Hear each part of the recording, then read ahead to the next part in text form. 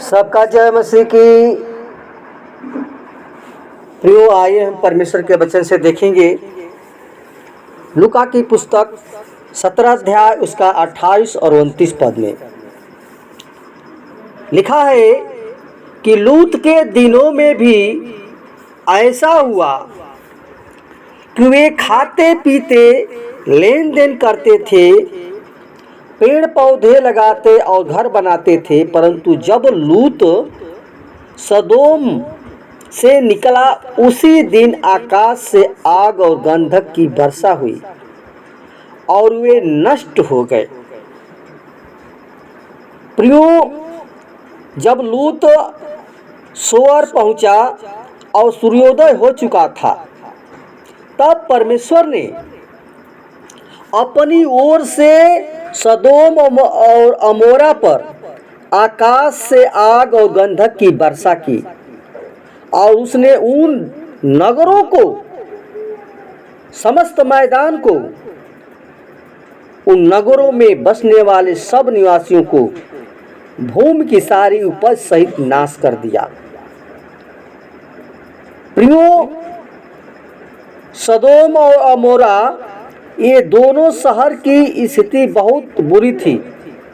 ये दोनों शहरों की स्थिति बहुत बुरी थी और यहाँ व्यभिचार बहुत बढ़ चुका था। उन लोगों के मन और हृदय पापों में अंधे हो गए थे। तब परमेश्वर ने इब्राहिम से कहा कि वास्तव में सदोम और अमोरा की चिल्लाहट बढ़ गई है और उनका पाप अत्यंत गंभीर हो गया है। उत्पत्ति 18:20 में लिखा है। प्रियो, इसलिए जब परमेश्वर के स्वर्गदूत लूत के घर में गए तो वहां के पापी लोग उनके साथ व्यभिचार करने के लिए उतारू हो गए और उस देश का पाप इतना बढ़ गया था कि बड़े से छोटे लोग अभिलाषा युक्त हो गए थे।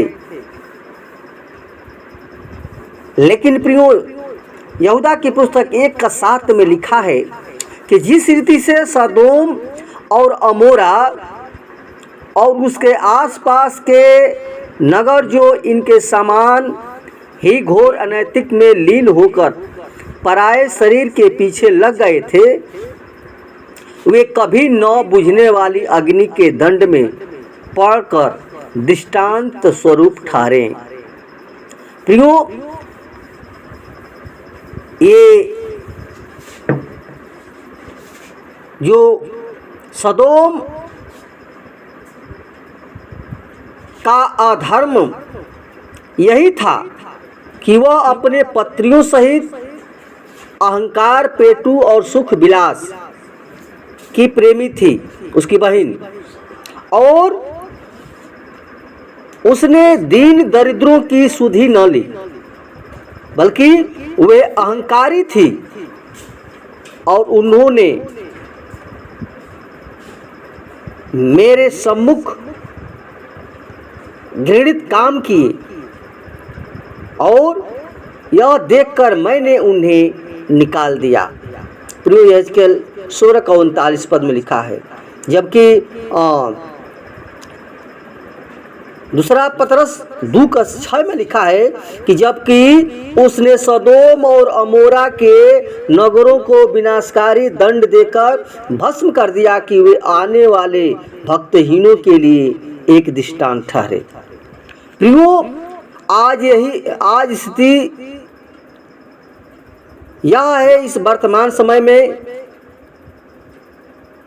जो आज भी लोग व्यभिचार बहुत कर रहे हैं, यानी बढ़ चुका है और मनुष्य अभिलाषा युक्त और सुखों में इतना लिप्त है कि परमेश्वर के लिए समय नहीं है।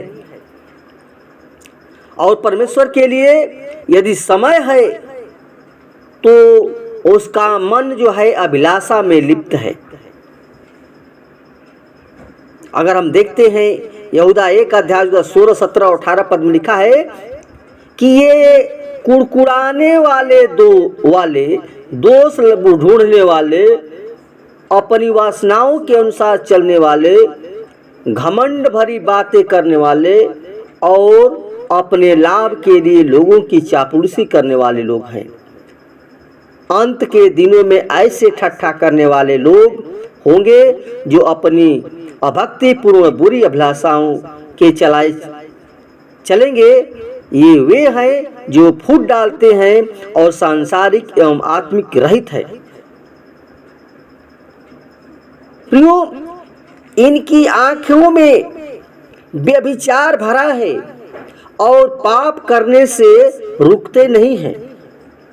ये चंचल मन वालों को फुसला लेते हैं। इनके मन लालच करने के अभ्यस्त हैं और ये शापित संतान है। प्रियो, वर्तमान समय के लोग कैसे सदोम और अमोरा के लोगों से मिलते जुलते हैं, यानी उनके समान हैं। सदोम और अमोरा के समान आज संसार के लोग हैं। और जिस प्रकार सदोम और अमोरा को परमेश्वर ने गंधक की आग स्वर्ग से वर्षा करके और नाश कर दिया, इसी प्रकार संसार के तमाम बुरे लोगों को, जिन्होंने प्रभु यीशु मसीह के वचन पर विश्वास नहीं किया है, अपने सुख विलास में व्यस्त हैं, वो आग भस्म किए जाएंगे, वो आग द्वारा भस्म किए जाएंगे। क्योंकि भजन संहिता 50:3 में कहता है कि हमारा परमेश्वर आएगा और चुपचाप नहीं रहेगा, अग्नि उसके आगे आगे चलेगी। प्रियो, बाइबल स्पष्ट बताती है कि जिस दिन मनुष्य का पुत्र प्रकट होगा, उस दिन भी ठीक ऐसा ही होगा। और दूसरा उसको 1:7 और 8 पद में कहता है कि प्रभु यीशु अपने सामर्थी दूतों के साथ स्वर्ग से धधकती आग में प्रकट होगा, और जो परमेश्वर को नहीं जानते और प्रभु यीशु मसीह के सुसमाचार को नहीं मानते, उन्हें वह दंड देगा।